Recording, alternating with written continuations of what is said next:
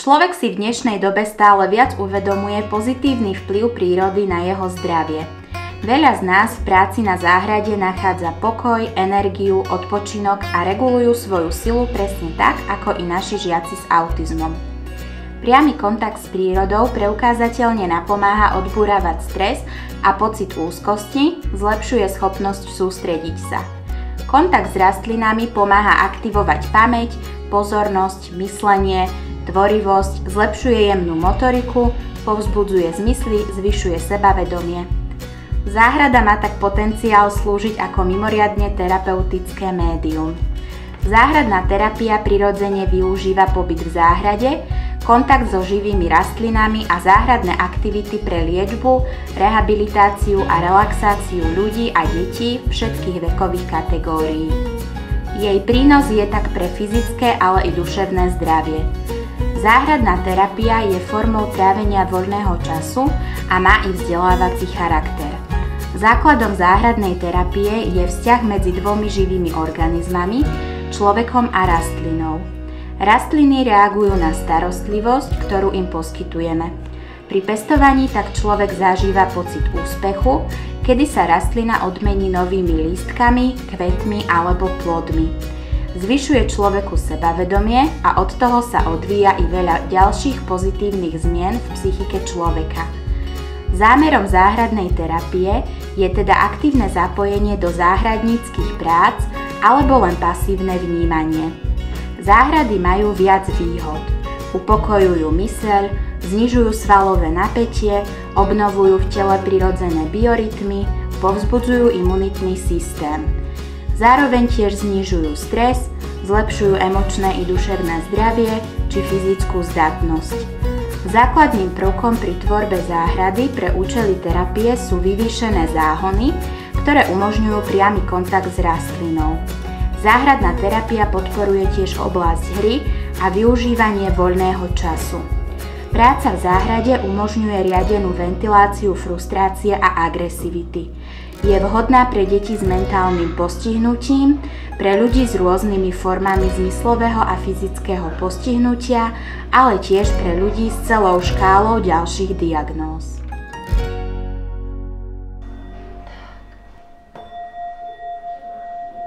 Muzikoterapia je liečebná metóda, ktorá využíva hudbu ako prostriedok liečby.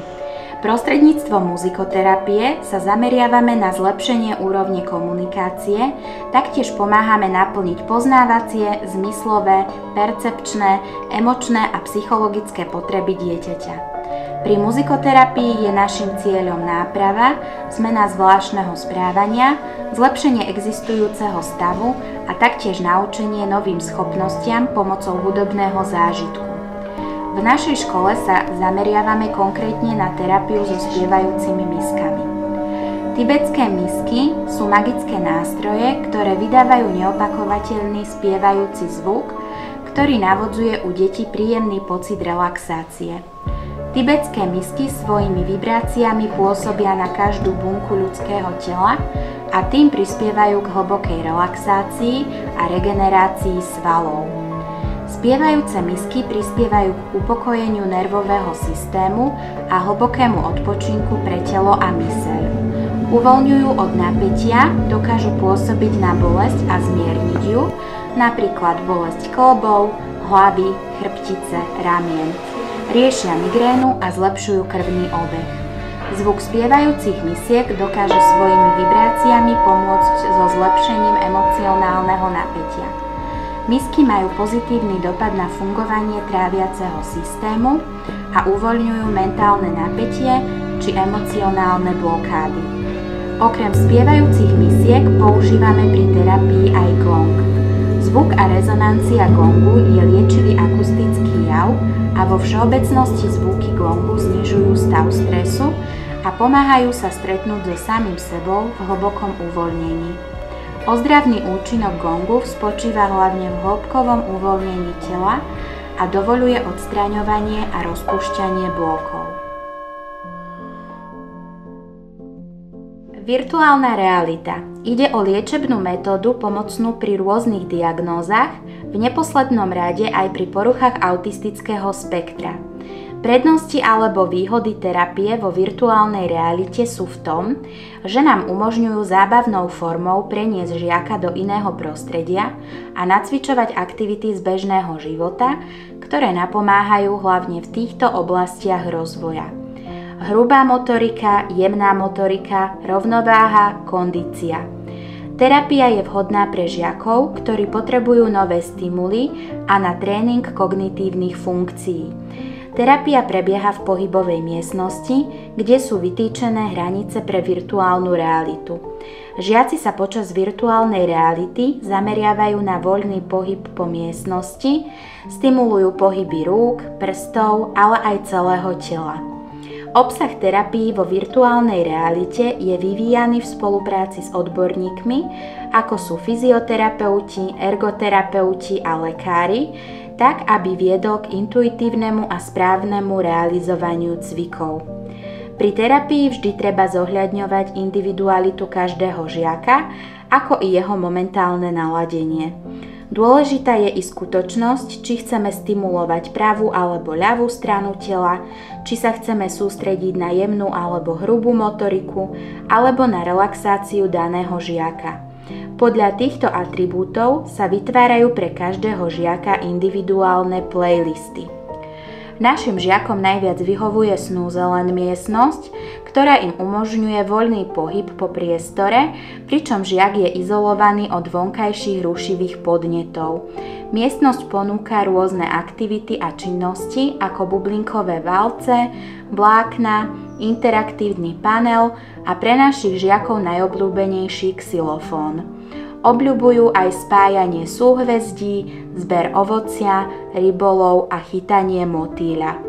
Terapia virtuálna realita naučila našich žiakov väčšej trpezlivosti a sústredenosti na rôzne situácie, ktoré im dovtedy robili problémy.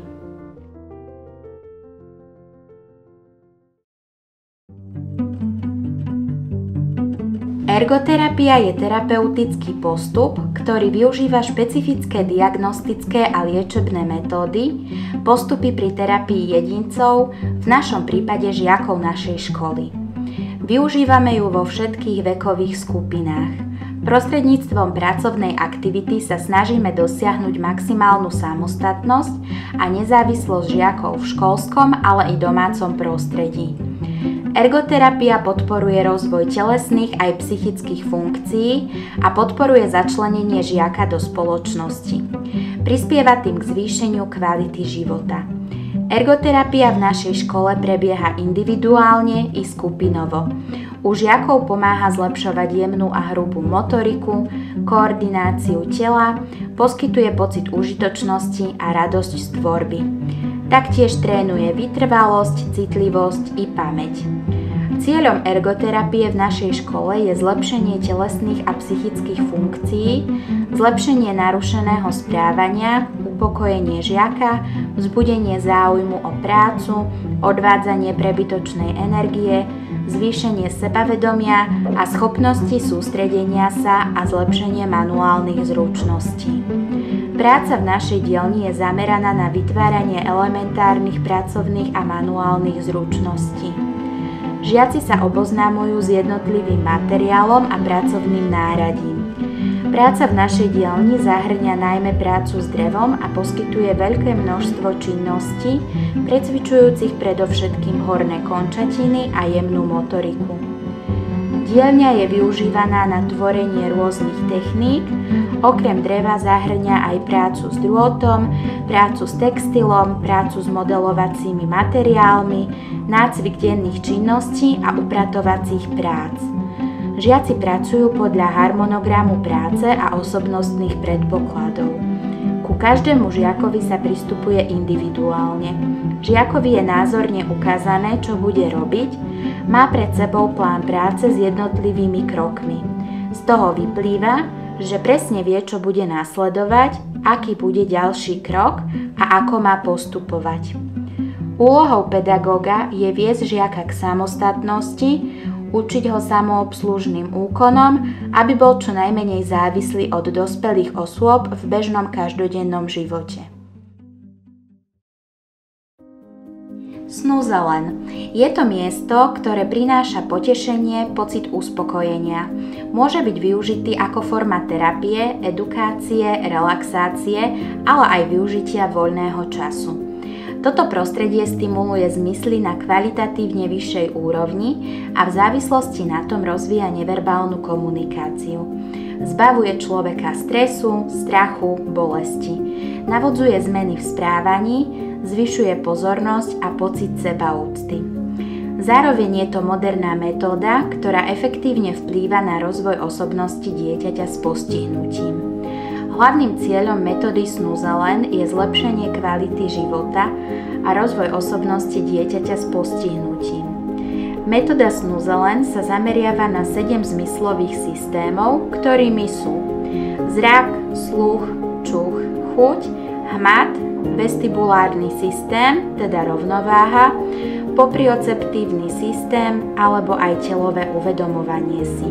Ide o podnetné prostredie, ktoré poskytuje zmyslový zážitok a stimuláciu jednotlivých zmyslov alebo integráciu viacerých zmyslov súčasne. Koncepcia Snúzelen vychádza z možností konkrétneho dieťaťa a rešpektuje ich záujmy. Celá koncepcia Snúzelen je založená na celostnom prístupe.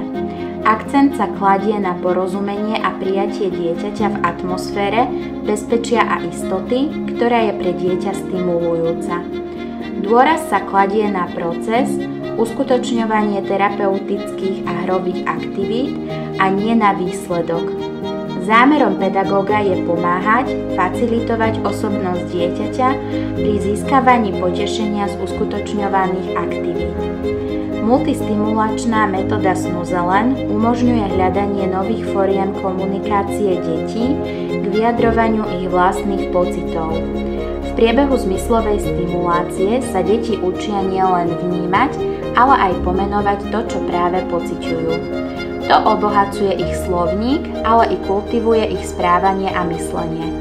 Terapiu vnímame aj ako pomoc v oblasti sociálneho fungovania dieťaťa. Špeciálnu učebňu môžeme využívať pre relaxáciu, masáže, aromaterapiu, muzikoterapiu, terapiu hrou, reguláciu agresivity, autoagresivity, taktiež ako náplň voľnočasových, zmysluplných aktivít.